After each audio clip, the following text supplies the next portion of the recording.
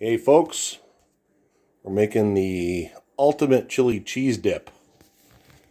And we got a can of stewed tomatoes, and we threw in, we drained those and we diced them up.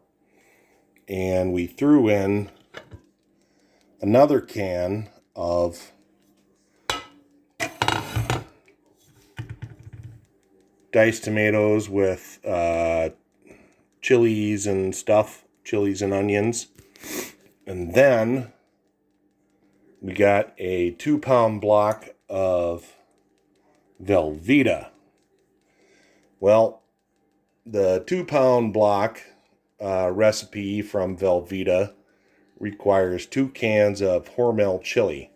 I put in 1, and then I added 1 pound of my homemade barbacoa, which is pork,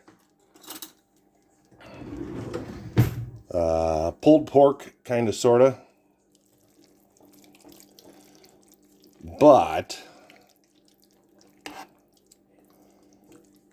you kind of go along with that recipe. You cube it up. And to my homemade pulled pork, barbacoa style, I added another tablespoon of cilantro, another tablespoon of chili powder, and cumin.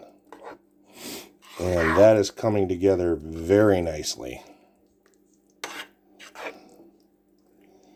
There you go. No beans. You can put beans in if you want to. But that is definitely going to be the ultimate chili cheese dip.